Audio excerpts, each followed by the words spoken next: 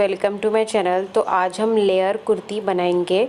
इसके लिए हमने 3 मीटर फैब्रिक लिया है, ये कॉटन का है। तो सबसे पहले हम टॉप पार्ट की कटिंग करेंगे। तो इसके लिए हमने फैब्रिक को 4 फोल्ड करके रखा है। यहाँ पर ये ओपन साइड है और यहाँ पर फोल्ड साइड है।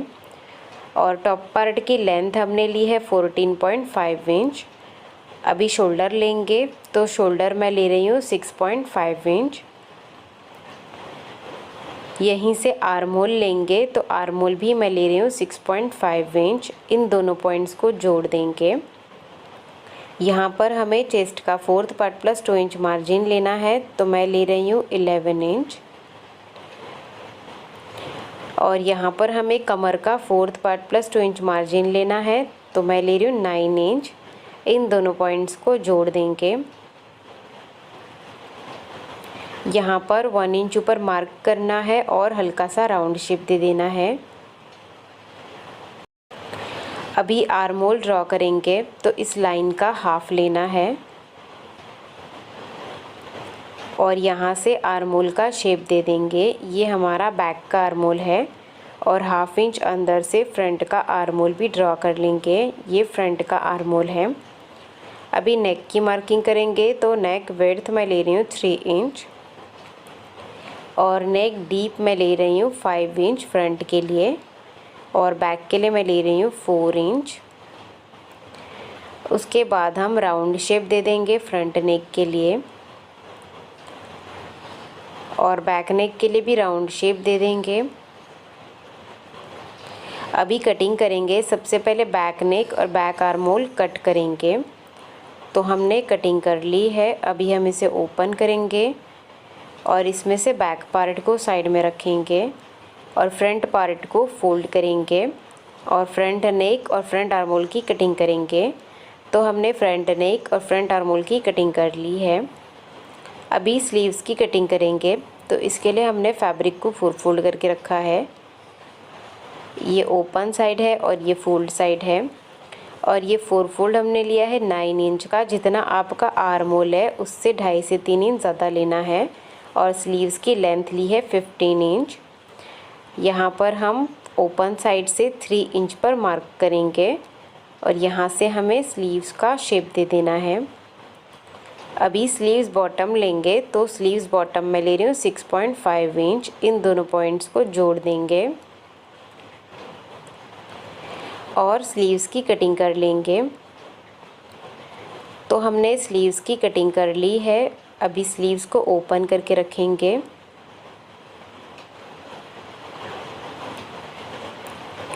यहाँ पर दोनों साइड के स्लीव्स की सीधी साइड अंदर की तरफ रखनी है या फिर उल्टी साइड अंदर की तरफ रखनी है।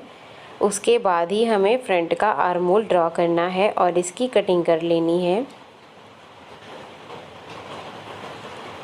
तो इस तरह से हमने स्लीव्स की कटिंग कर ली है। अभी बॉटम पार्ट के लिए हमने 3 पैनल्स कट किए हैं और ये पैनल्स 2-2 है फ्रंट और बैक के लिए। तो इस तरह से 6 पैनल हमने कट किए हैं, 3 फ्रंट के लिए और 3 बैक के लिए। और इसकी जो लेंथ है, तीनों पैनल्स की लेंथ हमने 12 इंच की ली है। लेंथ आप अपने अकॉर्डिंग कम ज़्यादा कर सकते हैं। और इसकी जो विड्थ है वो हमने इससे 10 इंच ज़्यादा ली है और उसके बाद इसकी विड्थ हमने इससे 10 इंच ज़्यादा ली है। और लास्ट पैनल की जो विड्थ है वो भी हमने इससे 10 इंच ज़्यादा ली है। तो यहाँ पर हम एकदम हल्की हल्की सी प्लेट्स डालेंगे। इसके लिए हमने सिर्फ 10 इंच ज़्यादा कपड़ा लिया है तीनों पैनल्स में। अगर आपको ज़्यादा घेर चाहिए तो आपको 15 से 20 इंच ज़्यादा इसकी विड्थ ले लेनी है। अभी हम इसमें से एक एक पार्ट को साइड में रख लेंगे।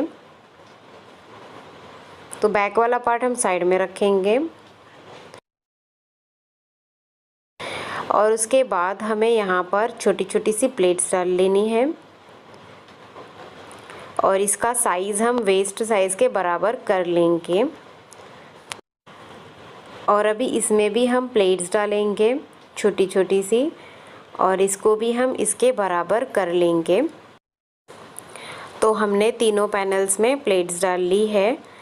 अभी हम इसको अटैच करेंगे। तो इस पार्ट को हम इसके ऊपर उल्टा रख लेंगे और यहाँ पर सिलाई लगा के स्टिच करेंगे। इसी तरह से लास्ट पैनल को भी इसके ऊपर उल्टा रख के स्टिच कर लेंगे। इसी तरह से हम 3 पैनल्स अटैच कर लेंगे। तो ये हमने 3 पैनल्स फ्रंट के लिए अटैच कर लिए हैं और सेम इसी तरह से हमने बैक पार्ट के लिए भी 3 पैनल्स रेडी कर लिए हैं। तो इसके बॉटम में देखिए बहुत ही अच्छा सा घेर आ जाता है। अभी हमने फ्रंट का पार्ट लिया है तो फ्रंट पार्ट में हम स्ट्रिप अटैच करेंगे। तो इसके लिए ये हमने स्ट्रिप ली है और इस स्ट्रिप की जो विड्थ है वो 2.5 इंच की है और इसकी लेंथ 11 इंच की है। तो स्ट्रिप को हम उल्टा फोल्ड कर लेंगे और यहाँ पर किनारे से सिलाई लगा देंगे। तो हमने यहाँ पर सिलाई लगा दी है। उसके बाद ये हमने एक पिन लिया है, पिन को यहाँ पर लगा लेंगे और पिन को हम इसके अंदर से डाल के दूसरी तरफ से बाहर निकाल लेंगे और ये जो पट्टी है इसको हम सीधी साइड में टर्न कर लेंगे और इसको अच्छे से प्रेस करेंगे। तो इस पट्टी को हमने अच्छे से प्रेस कर लिया है। अभी हम इसको फ्रंट पार्ट में स्टिच करेंगे। तो यहाँ पर सेंटर में हम एक लाइन ड्रॉ कर लेंगे और इसके ऊपर हम स्ट्रिप को रखेंगे बीचों बीच और यहाँ पर हम पिन्स लगा लेंगे। तो हमने पिन्स लगा लिए हैं और हमने ये गोटा पट्टी लेस ली है। तो इस लेस को हम दोनों साइड में स्टिच कर लेंगे।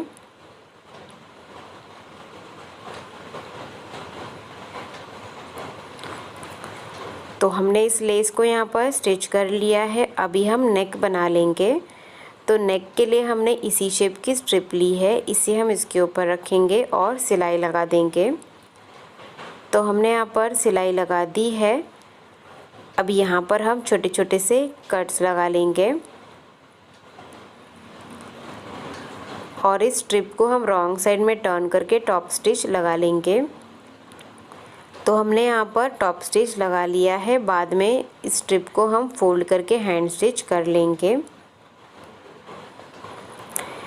अभी ये हमने बैक का पार्ट लिया है। तो बैक नेक के लिए भी हमने इसी शेप की स्ट्रिप ली है, इसे इसके ऊपर रख के सिलाई लगा देंगे। उसके बाद इस स्ट्रिप को भी हम रॉन्ग साइड में टर्न करके बैक नेक रेडी कर लेंगे।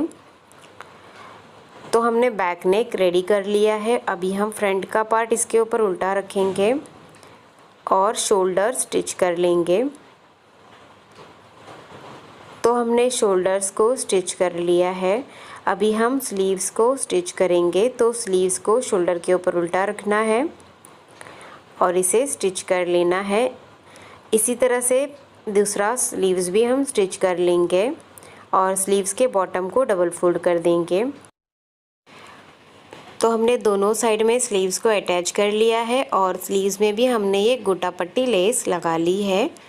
अभी हम टॉप पार्ट और बॉटम पार्ट को स्टिच करेंगे।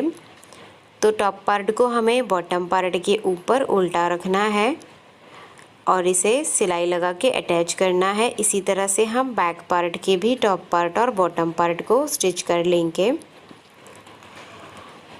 तो हमने दोनों पार्ट्स को स्टिच कर लिया है। उसके बाद हम इसको उल्टा करके फिटिंग कर लेंगे और इसके बॉटम को डबल फोल्ड कर देंगे।